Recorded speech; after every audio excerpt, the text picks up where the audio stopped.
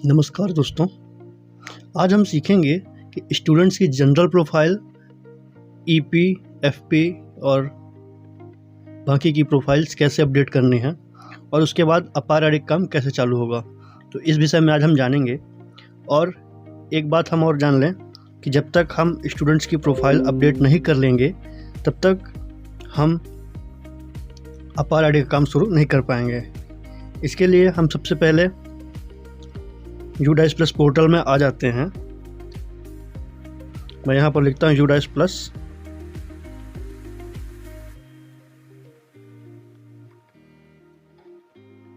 Student module में click करके हम स्टूडेंट डैशबोर्ड में आ जाते हैं।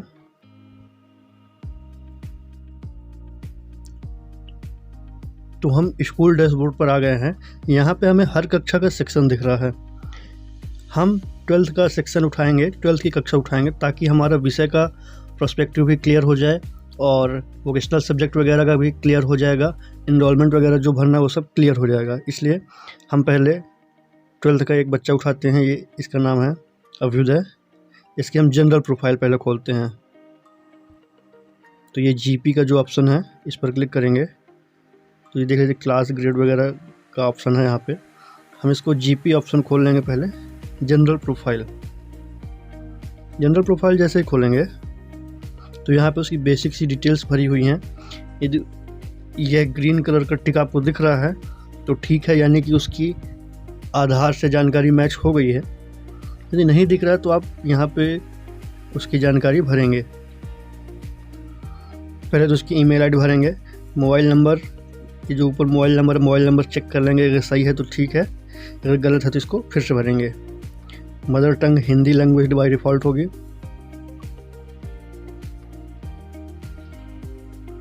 यहाँ पे यदि उसकी मदर टंग चेंज है तो हम इसको चेंज कर सकते हैं। नॉर्मली ये सब नो रहेंगे। EWS यदि बना है तो आप यस कर दें, नहीं तो नो। CWS यानी विकलांग। यदि बच्चा विकलांग है तो यहाँ पे हमें सेलेक्ट करना है कि विकलांगता का प्रकार क्या है। जैसे ब्लाइंडनेस है तो ब्लाइंडनेस सेलेक्ट कर लेंगे, लो विजन है तो लो विजन सेलेक्ट करेंगे। तो हमारे केस में कोई बच्चा विकलांग नहीं है तो हम नो सेलेक्ट कर लेंगे। बाकी के दोनों तीन ऑप्शन हमारे पास इसी के लिए थे। अब ये पूछ रहा है कि बच्चा क्या इंडियन है तो ठीक है, यस रहेगा। ये आउट ऑफ स्कूल से बच्चा आया है तो ठीक है, नहीं तो नो हो जाएगा। अब ब्लड ग्रुप यदि आपको पता है तो इसका भर देंगे। यदि नहीं पता है तो एक ऑप्शन है अंडर इन्वेस्टिगेशन, तो इस पर क्लिक कर देंगे। सेव पर क्लिक करेंगे, उसके बाद नेक्स्ट पर आएंगे तो यहाँ पे इनरोलमेंट प्रोफाइल खुल चुकी है जिसको हम EP बोलते हैं। तो इनरोलमेंट प्रोफाइल में पहले स्कॉलर नंबर, एडमिशन डेट और क्लास का रोल नंबर।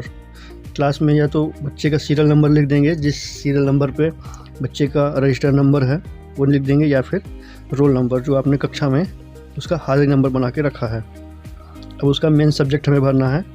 उसके मेन सब्जेक्ट में कौन कौन से विषय हैं। जैसे मैथ्स से है तो मैथ्स, केमिस्ट्री और मैथ्स, फिजिक्स और केमिस्ट्री। तो इस तरह से मैंने इसका सब्जेक्ट सिलेक्ट कर लिया है, मैथ्स, फिजिक्स और केमिस्ट्री। उसके बाद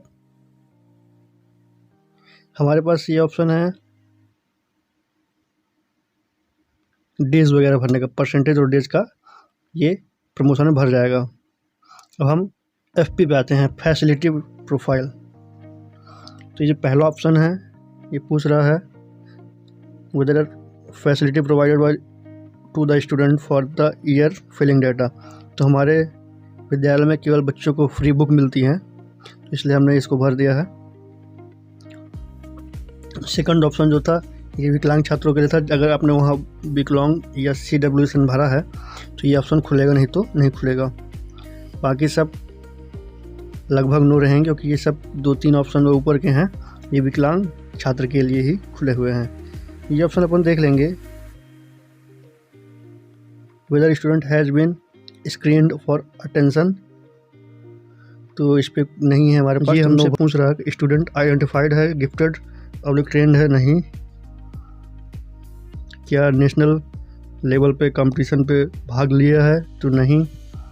क्योंकि हमारे स्कूल में नहीं लिया इस बच्चे ने। एनसीसी या एनएसएस पे भाग लिया है तो यस रहेगा, नहीं तो नहीं। क्या digital devices including the internet को हैंडल करने में कैपेबल है कि नहीं, तो यस कैपेबल है। बच्चे की हाइट हो जाएगी और यहाँ पे बच्चे का वेट भर देंगे। फिर बच्चे के स्कूल से डिस्टेंस रहेगी यहाँ पर। और ये जो लास्ट ऑप्शन है इस पर बच्चे के गार्जियन की क्वालिफ़िकेशन हो जाएगी। तो हमारे केस में बच्चे के गार्जियन क्वालिफ़िकेशन हायर सेकेंडरी है। इसको सेव कर देंगे। जैसे सेव करेंगे नेक्स्ट ऑप्शन खुलेगा। ये ऑप्शन हमारे पास खुला है वोकेशनल एजुकेशन डिटेल। तो ये जनरल प्रोफाइल थी, एनरोलमेंट प्रोफाइल, फैसिलिटी प्रोफाइल और वोकेशनल एजुकेशन प्रोफाइल। तो क्या एनी वोकेशनल कोर्स उसने लिया है तो यस हो जाएगा। अगर नो करेंगे तो ये लास्ट का ऑप्शन बंद हो जाएंगे। तो इसने लिया है, ट्रेड पूछ रहा है, तो ट्रेड हमारा आईटी है, तो हमने आईटी भरा। आईटी का जॉब रोल पूछ रहा है, जॉब रोल यहाँ पे जूनियर सॉफ्टवेयर डेवलपर है। अगर ईसी का देखते तो ईसी का हमारे पास सोलर पैनल का ऑप्शन खुल रहा है, लेकिन हमारे पास आईटी है इसलिए हमने आईटी भर दिया है। पिछले साल का रिजल्ट यहाँ पे भरना है। तो यदि वह बच्चा वोकेशनल में पास था तो ठीक है, अपीयर्ड एंड पास्ड। यहाँ पे उसका वोकेशनल का परसेंटेज भर देंगे, आईटी सब्जेक्ट में उसके कितने परसेंट थे, उसके बाद इसको भी हम सेव कर लेंगे। जैसे सेव करेंगे profile has been saved successfully का ऑप्शन आ जाएगा। नेक्स्ट पर क्लिक करेंगे, फिर ये एक प्रोफाइल उसकी दिखेगी, इसको एक बार व्यू कर लेंगे। फिर कंप्लीट डेटा का जो ऑप्शन है इस पर क्लिक कर देंगे। जैसे इस पर क्लिक करेंगे तो profile has been complete successfully का ऑप्शन यहाँ पे आ जाएगा। Are you want to sure to complete the data, okay okay पर क्लिक करेंगे तो अब पूछा नेक्स्ट स्टूडेंट या ओके। नेक्स्ट स्टूडेंट का अगर आप काम करना चाहते हो तो नेक्स्ट पर क्लिक करेंगे, नहीं तो ओके पर क्लिक कर देंगे। अब यहाँ पे आ जाएंगे। अब बैक टू स्टूडेंट डैशबोर्ड पर क्लिक करेंगे तो हम फिर से स्कूल डैशबोर्ड पर आ जाएगा, जहाँ पे पूरे सेक्शन प्रदर्शित हो रहे हैं। फिर से हम देखेंगे तो यहाँ पे बच्चे की जनरल प्रोफाइल, ईपी, एफपी और वीई चारों प्रोफाइल कंप्लीट हो चुकी हैं। और ये जो ग्रीन कलर का टिक दिख रहा है उसी के वीई के बगल में, यानी कि उसकी प्रोफाइल फाइनल सबमिट भी हो गई है।